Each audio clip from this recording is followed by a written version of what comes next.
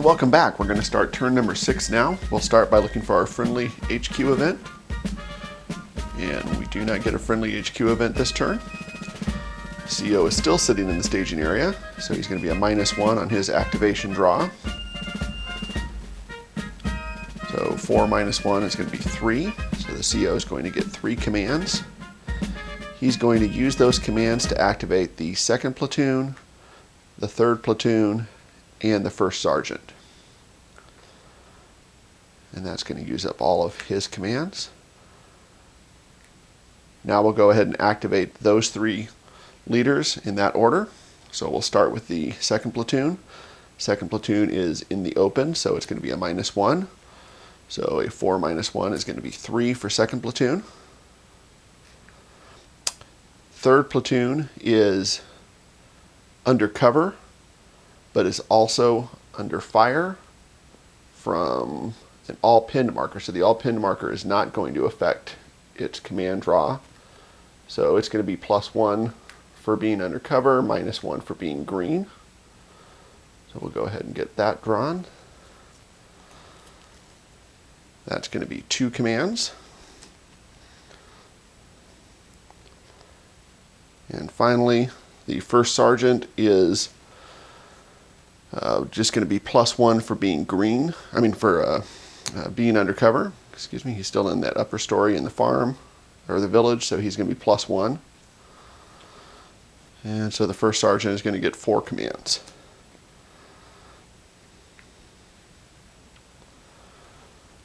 Okay, the first thing we're going to attempt to do here is we're going to go ahead and attempt to infiltrate a squad from 3rd platoon onto the farm. We didn't get a lot done last turn. I think the way to solve that is to go ahead and start moving some units up.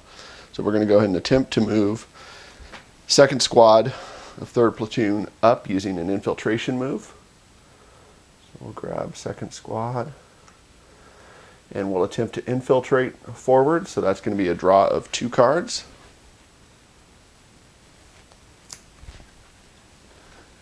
And no joy on the infiltration. So he's going to move up and be marked as exposed. That's going to be a command for 3rd platoon.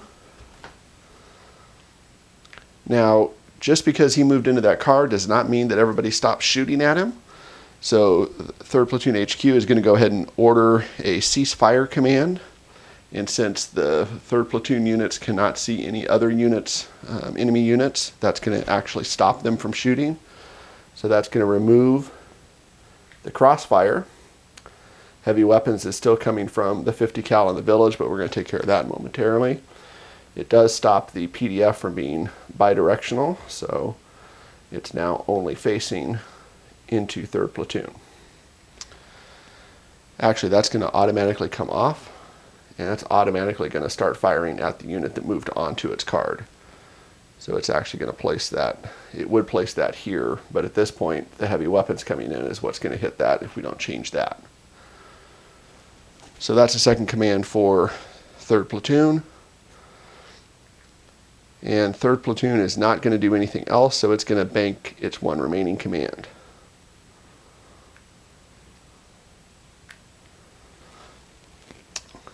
Now we are going to go ahead and order, the 1st sergeant is going to order the 50 cal to shift fire. Right now, if you recall, it's firing over the heads of this unit and into the bunker. We're going to go ahead and order it to shift fire, which is going to allow it to switch to targeting the bunker. Since we no longer have the column of smoke from our short artillery round, we can go ahead and fire back into that unit. So that's going to shift our heavy weapons fire over onto the farm. It's going to allow us to place a crossfire marker.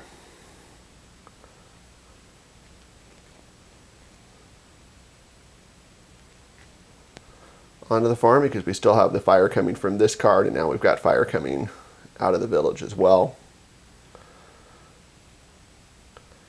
That is going to change the VOF here.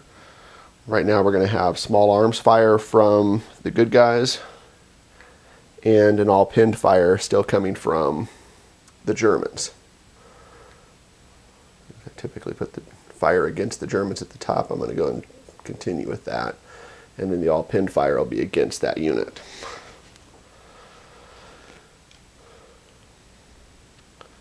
So the other thing that First Sergeant is going to do is go ahead and try to call in an artillery burst again on that bunker and hope we don't get another short round like we did a couple turns ago. That was pretty painful. So we'll go ahead and make that order, and that's going to be a draw of 2 cards. Again, this game, there are only 2 cards being drawn for that call. And I don't get the burst icon. I'm going to go ahead and use an additional command from the First Sergeant to exhort. And when I do that, I get the burst. So that's going to allow me to go ahead and place the pending fire marker on the bunker. That's really going to help out a lot. So we've used 1 command for the First Sergeant to shift fire, 1 command to order the artillery attack, and 1 more to exhort. So that's 3 commands that we've used. We're going to go ahead and use another command from the First Sergeant to order the 50 cal to attempt to concentrate fire. So that's going to be a draw of 2 cards normally, plus 1 for the tripod for the 50. So that's going to be a draw of 3 cards. 1, 2, and 3. No crosshairs, so we didn't get it. I'm going to go ahead and exhort again. And we exhort, and no joy. We still don't get the crossfire, or the concentrate fire. So that cost the First Sergeant his remaining allocated command and 1 of his saved commands. And we're going to go ahead and call that done for the First Sergeant.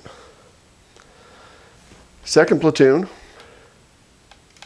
is going to go ahead and see if we can't get a squad up that's going to be able to act as a spotter, because we still don't yet see the light machine gun that's firing at us from the cemetery, and it would sure be nice to get some fire on that. So I'm going to go ahead and order a squad forward from 2nd platoon in an attempt to move that up. That's going to be a draw of, I'm going to attempt the infiltrate, of course, and move them under that cover marker. So the infiltrate's going to go ahead and need to draw of 2 cards. And I don't get my silhouette, so we do not infiltrate successfully. So we'll go ahead and move 2nd of the 2nd up. He's going to be marked as exposed. And again, he is under that cover marker. I'm just going to kind of toggle that over there.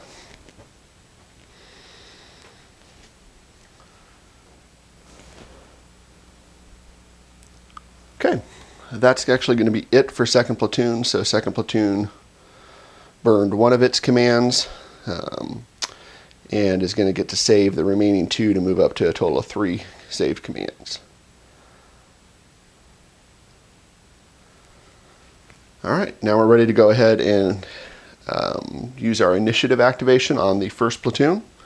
So 1st platoon draws, and for initiative we get a 2, and 1st platoon is currently under cover in green, so that's a net of 2.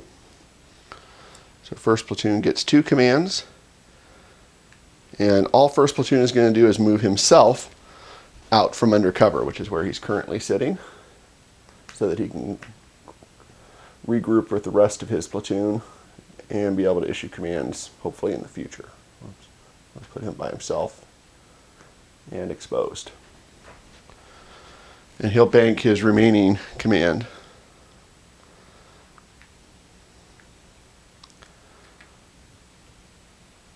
Now we're ready to go ahead and use the XO's 1 initiative command. And the XO is sitting here with the litter team that retreated earlier. And so we're going to go ahead and attempt to rally that litter team. Remember that litter teams are treated as green. And so that rally attempt is going to be a single card. And we draw, and we do fail the rally attempt. So no joy there, and the XO used the 1 activated command, and we won't attempt to use any others at this point. That is it for the activation and initiative, normal initiative. Now we'll go ahead and do our general initiative draw. And I really want a couple of commands here because I want to be able to try to spot that machine gun as well as attack that squad on the farm. So we draw for our general initiative, and we only get one command for general initiative. All right, I'm going to go ahead and, since this guy's probably in the most danger at this point, I'm going to go ahead and have that squad attempt a grenade attack against the trenches where that German squad is sitting. Just because, frankly, we need to get rid of him. So that's going to be a draw of 2 cards. Looking for a grenade icon. So we draw 2. And no grenade means that our grenade attack is a failure. And we are going to go ahead and place then a grenade miss on the card, which will affect both his units as well as my own. All right. That is it for the command phase for the good guys. We're going to go ahead now and draw for the enemy HQ event. And we actually do get an enemy HQ event this turn. So we now have to draw on a random 10. Remember, there's a chart in the briefing book that tells us exactly what happens with each of the draws. So we'll go ahead and draw on a 10. And as you can see, we got an 8. And an 8, as you can see, is a fall back. Move all unpinned units straight back 1 card. Okay. That is going to pretty much be all of them, because I haven't had really effective fire against them at this point. So the squad in the farm is pinned, so they're not going to move anywhere. The unspotted light machine gun in the cemetery is going to fall back. I think both units under the bunker are not pinned at this point, so they're going to fall back. And the squad over in the orchard is also, of course, unpinned, so they're going to go ahead and fall back. And when they fall back off the map, or off the back of the map, we don't extend the map to give them a place to go. They are simply eliminated from the game. So that's going to be true of our bunker units as well. And our cemetery unit is going to be removed also. I'll leave the cover markers on in case any other units show up to take advantage of those.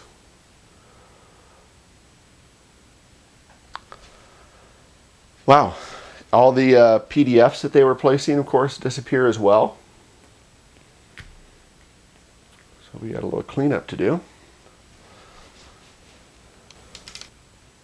Okay, so that was quite the headquarters event. The next step is to go ahead and do the enemy activity check. And at this point, there is only one enemy on the board.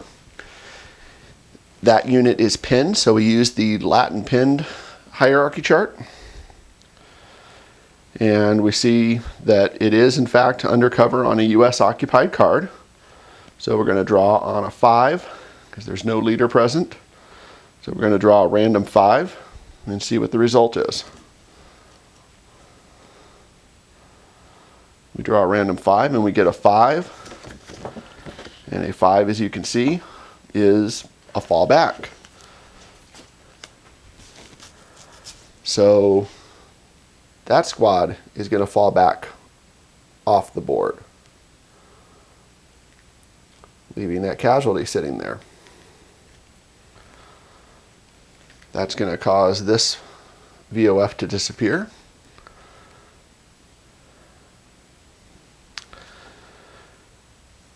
Okay, so at this point there are no more Germans left on the map. We still do have a volume of fire from that grenade miss that I'm going to have to deal with, but that's actually the only volume of fire I'm under at the moment.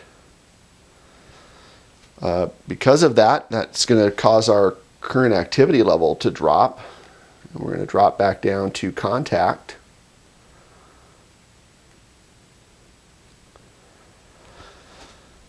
And that's the end of the enemy activity phase.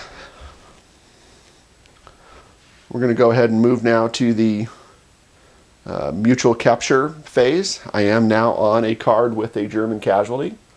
And so I do go ahead and remove that. And that's going to be it for the mutual casualty removal and capture phase. Okay, we'll go ahead and go into the volume of fire phase, and we'll start by, we do have a fire emission coming in here. At best, that's going to cause some LOS issues, but it's obviously not going to hit anybody. But it will remain there until the next turn for sure. We do have a PC marker that we need to deal with. We have that PCB on the farm that we need to go ahead and address. And for that, we're going to go ahead and look on our chart and see that we're going to draw 5 cards for a potential contact of B at the contact level of contact. So that's going to be a 5-card draw. So we'll see if he triggers any new contacts.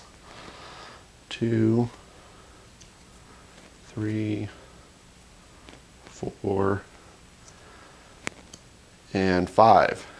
And we drew no contacts that turn. So we can go ahead and clear the PCB marker. That actually achieves one of our mission objectives. And we're ready to go ahead and move into the volume of fire segment, or the combat effect segment. There is currently only 1 unit on the board that's under any sort of fire. And that's actually my squad here that moved forward and is under his own grenade miss VOF. So the 2-3 is facing a -1 for the grenade, -2 for being exposed. So that's going to be a -3. And a +2 for the cover of the card. So that's going to be a net of -1. So a net of -1 is a hit. And that hit effect is going to be a litter team. So we will go ahead and flip the litter team, or the squad, to its 2-step side and place a litter team marker. We'll also place a pinned marker, since being hit requires a pin. And that is the end of our combat effects. So now it's simply a matter of cleaning up. So we get rid of these exposed markers.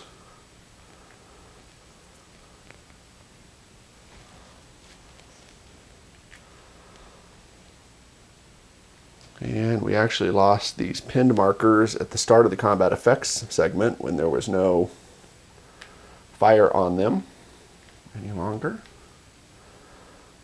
Those are weren't pinned anyway. We'll go ahead and make sure our rosters get updated, and we'll call that the end of turn number 6.